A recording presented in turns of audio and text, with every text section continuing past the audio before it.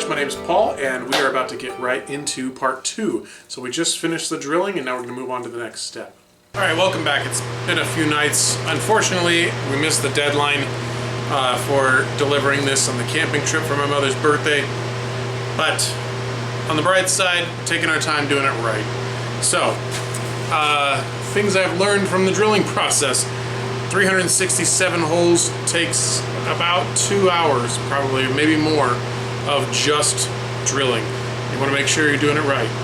The next thing I learned was that I was really glad that I pre-punched all of these holes, because when I was drilling with the drill press, it actually worked out so that I could get very, very close to each hole, and then I could kind of loosely hold onto the piece, and the drill bit itself would kind of pop it right into place, which was just like a 0.5 millimeter adjustment that it would automatically make.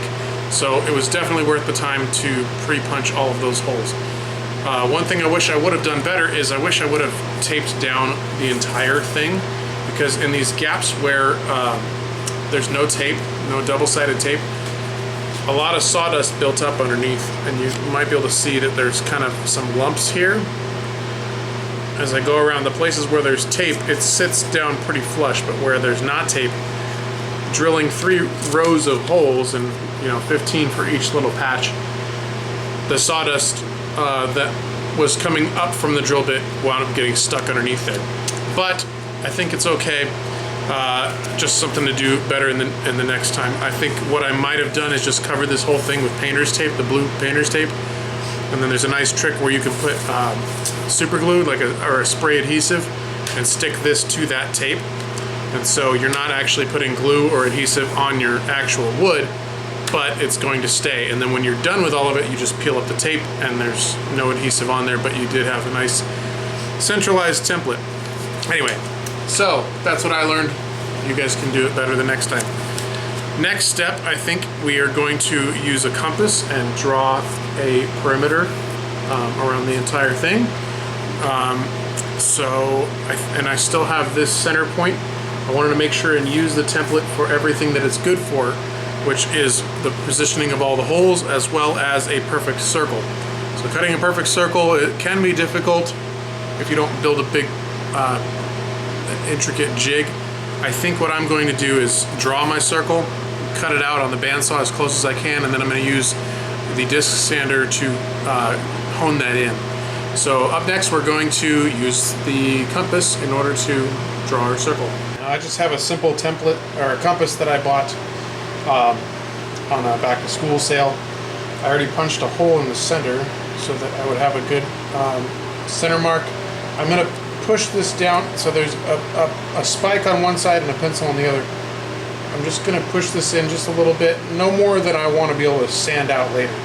So what I think I'm going to do is go to my edge here, very close to my edge, because I kind of want to have as much width on this piece as I can. I'm going to set it there, make sure it's the same on the other side. So tighten it down. If you invest in a better compass, then I'm sure you won't have all these wobbly problems that I'm having here.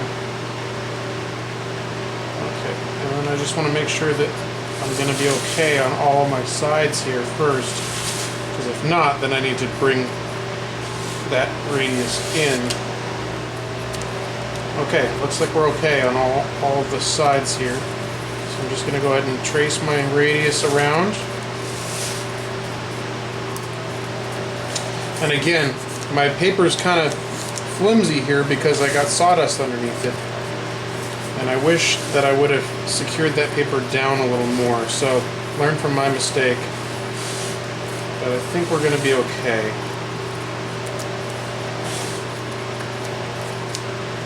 Okay, I want to make sure I have a very defined line. Alright. So now, rather than... I could build a jig in order to make a perfect circle on the bandsaw. I've never done that before, and so I don't want to try it again. I want to practice these things. This teaches me that I want to practice certain things down the road on just scrap pieces of wood. But this is the final product, and we've already put so much work into this that I don't want to practice anything on this. So again, what I'm going to do is take the bandsaw and cut loosely around the edge, and then I'll clean it up and sneak up on this edge with the disc sander.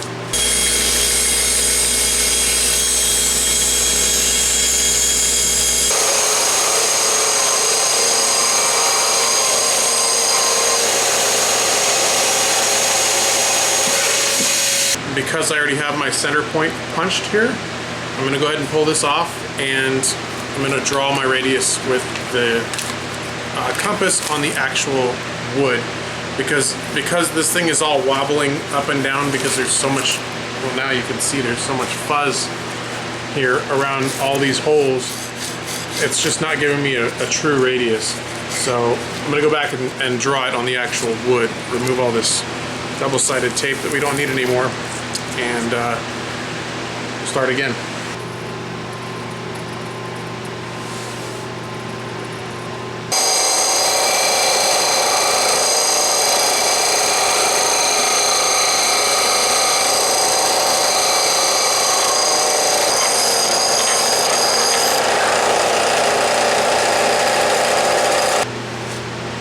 Okay, I'm pretty happy with that.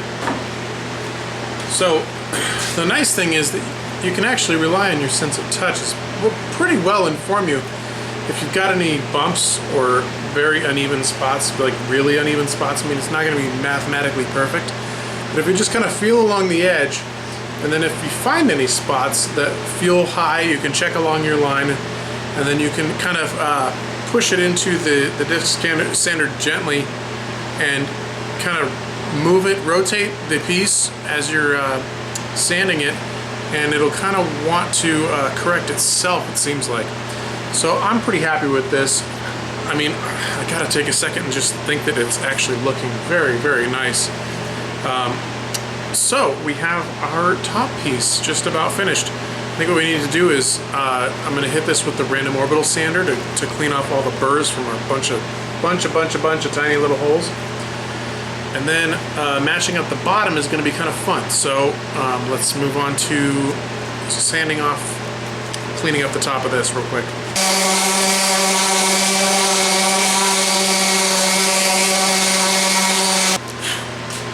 Alright, I sanded kind of just until I couldn't really see a whole lot of the pencil marks anymore. There's still a little bit. Unfortunately, because my planer decided to act up, I've still got these snipe marks here that I'm going to have to sand out. I also need to sand out the bottom because this has to be flat in order to sit flat against the pieces that we're going to glue onto the bottom. So next, let's go ahead and glue or sand this bottom flat as well as we can. I think I'm going to use the belt sander for this, try to get as flat as I can, and at some point I'm going to have to try to fix my planer again.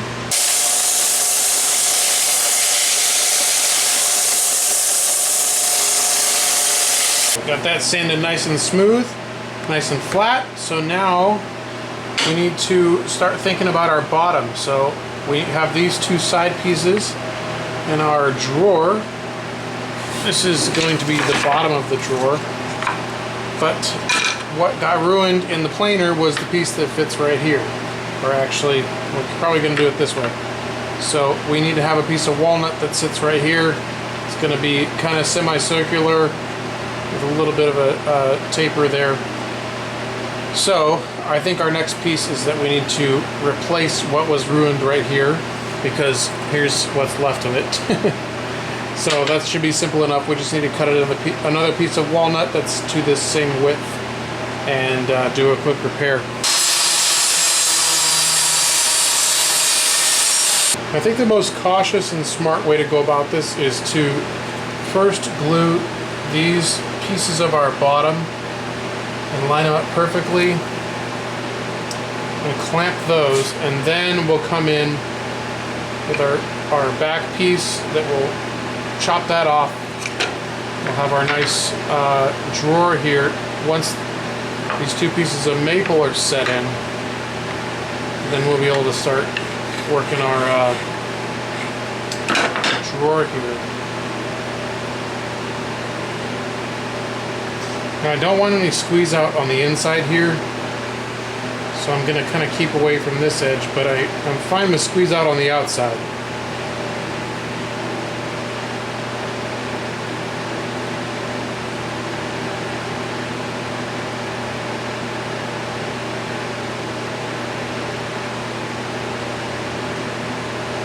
So I managed to mess that up a little bit, so I'm going to use a damp rag to wipe off the excess. Okay, let's wipe that. So this isn't a huge, it's not like a chair or something that's hugely structural. I mean, this drawer is only going to be supporting a couple of grams of little tiny pieces,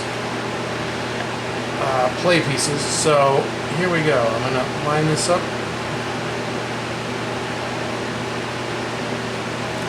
Line this guy up.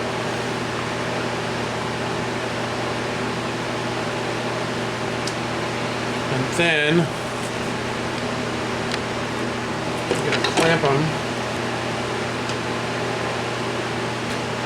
Alright, so that's clamped up, lined up. Okay, our pieces are glued now, and they're nice little glue up there. And just like we wanted, our drawer is going to slide nicely in there. So the plan was to put this as the drawer bottom, but then we're going to have this big old piece hunking up here. So what I'm going to do instead is I'm going to put this under here, trace out my drawer, and have this be an inset in the bottom of here. And so I'm going to trace it out first, get close on the bandsaw, and then I'll probably end up sanding it just to sneak it up. If you remember, this isn't a perfect cut, just because the jigsaw was, or the scroll saw was kind of all over the place on us. So I'm gonna get close and then sneak up on it with the sander.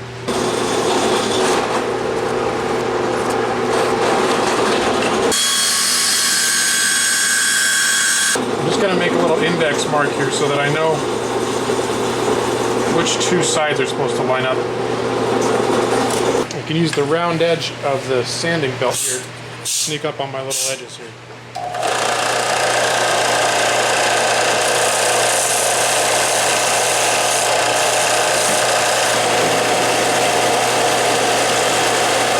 Yeah, that works. Beautiful. Now we just need to glue that in and let that set. Perfect. Alright, things are going pretty well. That is setting in there very nicely. So we just need to get that glued up. While that's setting, we're going to, I need to fill in the back piece of this. So the back end of the drawer,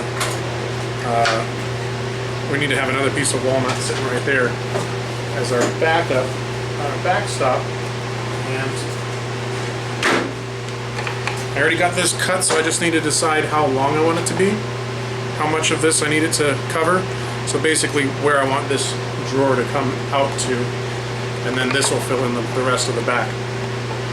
And then this will get glued in, and then we will, we're going to use the router to match this piece to this circle on the top.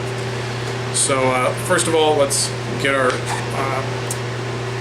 drawer all glued up.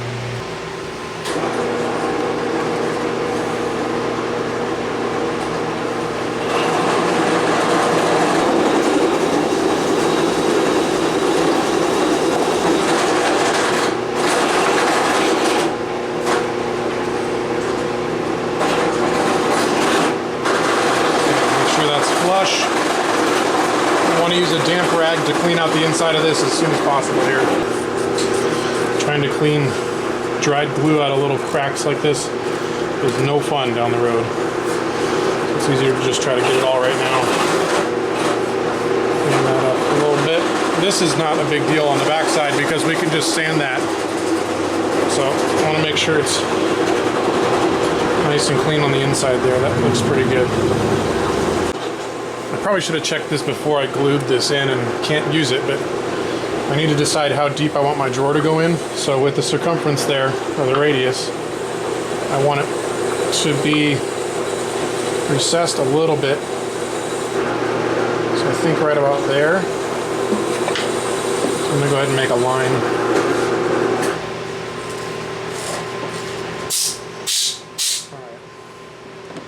And now I know how much of this I need to take. So I'll probably just continue it out to this line, just to make sure I have lots.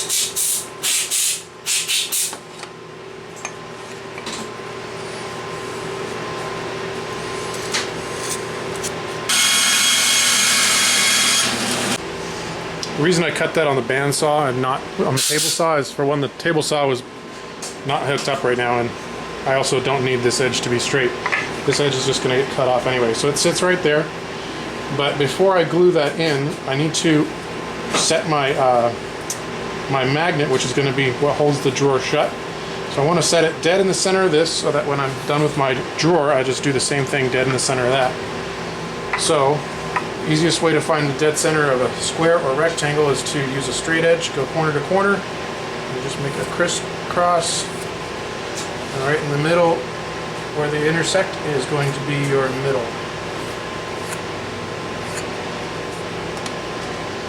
So these pieces are the same thickness, so they're going to line up, and they're the same width too. So I'm going to drill a little hole, shallow hole. Here's my little magnet that I'm going to use. And then I have a drill bit that's slightly larger than the magnet. So I'm going to drill this here and then epoxy it in.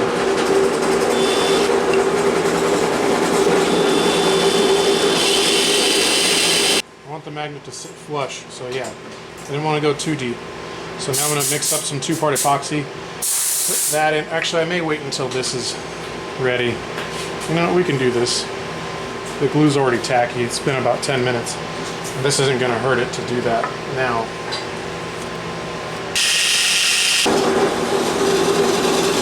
Perfect. So I'm going to put the magnets in at the same time as each other later on, because it's really important to make sure you get the poles right.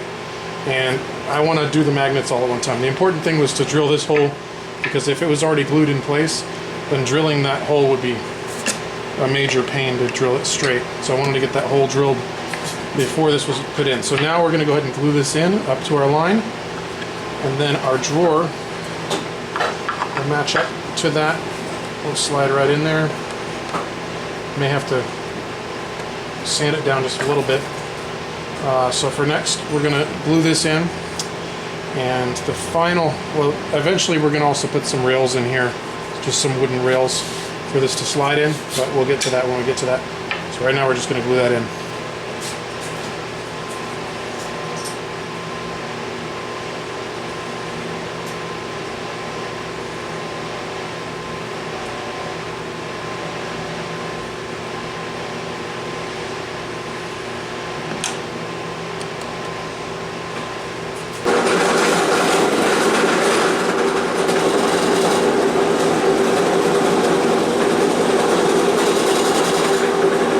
I'm also going to put some light clamping pressure in this direction, just to make sure the sides clamp together, just gently. Okay. All right, that piece is glued in nicely back here. So our drawer is going to fit right in there. It's just about right now. I think I might want to, actually, this is backwards, and it's a little bit snug when I put it in the right way. So I think what I want to do first is just sand down this drawer just a little bit on both sides, just so that it's a nice smooth transition, because if this absorbs any moisture, I don't want the drawer to not be able to slide anymore. So that's our next step. I'm just going to just use the palm ROS on either side just a little bit, just until it's going nice and smooth. So let's go ahead and do that.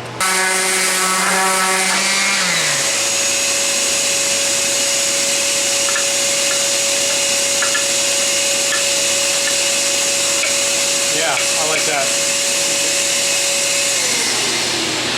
That slides very nicely. And you can also see that our holes for the magnets are going to line up just right. So I'm not going to do the final sand just yet. Next we need to work out the drawer mechanism for the actual slides. Alright, so we just finished with sanding down the drawer to make it fit nicely and move nicely. In the next video we're going to see how we make the actual the slides so that the drawer will fit right in there nicely. So go ahead and stick around for that. Watch the next video. Thanks so much for watching and have a great day.